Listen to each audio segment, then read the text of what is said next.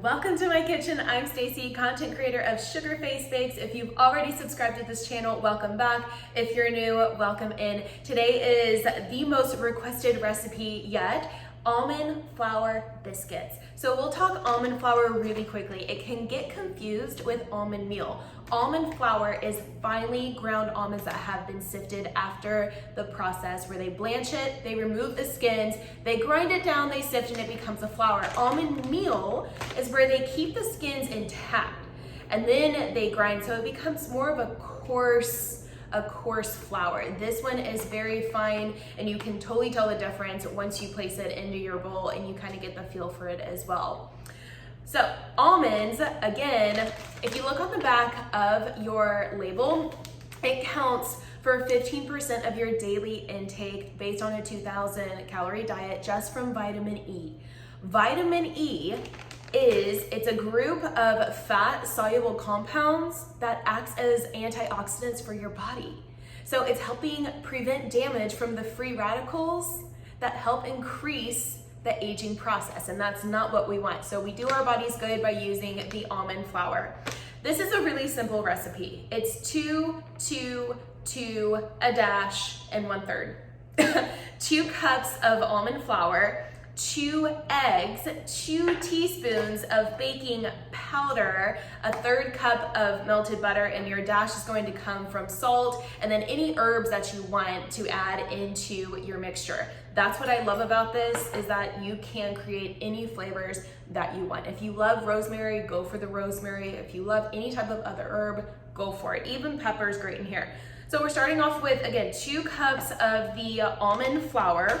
I'm going to add in 2 teaspoons of baking powder, not soda. I have gotten in trouble with that before and it does not come out the same. So you definitely want to measure appropriately and make sure that you are using the appropriate ingredients as well. I do have my oven at 350, so we will bake these at 350. And I have my lined baking sheet with parchment paper. So I just added in a dash of salt. If you want to measure, you can measure. I say about a 1/4 teaspoon of salt is good. And I'm going to add in my eggs and my butter at the same time. So with your eggs, I always say this, you want to beat them lightly before you add them into the mixture. 1, to prevent any shells that you may have missed whenever you're cracking them. It's easier to take the shells out in here than it is to take them out in there, especially after you've already mixed everything together. So those are done. And you can see that I'm going to use a spatula for this, a 1/3 cup of melted butter. And the reason I'm using a spatula is because the whisk, it's hard to get, it becomes a really thick mixture. So it gets a little tough getting off that whisk. And also too, we're folding so it doesn't just become mush. I love this recipe. It really is something that I will even eat with chili now versus cornbread. I love my cornbread. I am from Texas. I say we're the South. I know that that might be incorrect with some people, but we do love our cornbread here. We have amazing family recipes, but this is probably something that I make more often than I do cornbread anymore. So very simple. You can see as I am mixing everything together, it combines nicely into a really smooth mixture. You don't want to over mix. That always results in an either tough or over combined mixture. So now we're just going to take 2 spoons. If you have a cookie scoop, you can totally use that. My mom always used 2 spoons with everything, whether it was cookie dough or it was biscuits, even drop biscuits. This can be a drop biscuit recipe where you just take a heaping spoonful. That's about 1.5 tablespoons, and you can just drop it down. I know in my directions, I have it where we take our spoonful, and be sure and wash your hands before this, and you just kind of pat it in lightly.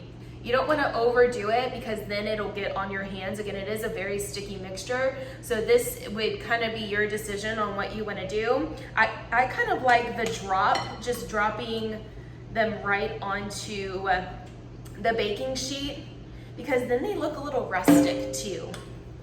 And I always say something is rustic when it's not perfectly round or it's perfectly made, just like everything in those food magazines that we see. I'm always so jealous. So you can fit about 7 on a pan, depending on how many you do. This recipe can even make 8. The bigger the biscuit, the longer the time it takes to make. I will say that even after you drop all of your biscuits onto the sheet, or all of the mixture onto the sheet, you will want to go back and you will kind of want to shape them anyway and pat them down. Otherwise the centers will not cook. It will be only the edges that are cooking, and then if one is smaller than the other, you can just add a little bit on top and just make them into a little bit of a circle. And that's it. So these will bake depending on how many you make. Mine take about 15 to 18 minutes. I say just check on them from time to time. You will want to look for the brown on top of these. It'll be a golden crust, golden brown and delicious. And then you'll want to just let them cool for about 5 minutes before you top them with your favorite jam, your jellies. I like honey, but really you can add the flavors to them. You can make it your own, and it's so simple. 5 ingredients, 6 ingredients for these almond flour biscuits that are a healthier choice for you. I love them, my family loves them, my friends love them. Make them, let me know, comment here below, and maybe at some point we can do this together live. If you haven't subscribed, go ahead and hit the subscribe button so you don't miss a beat. If you've already subscribed, I will see you next time.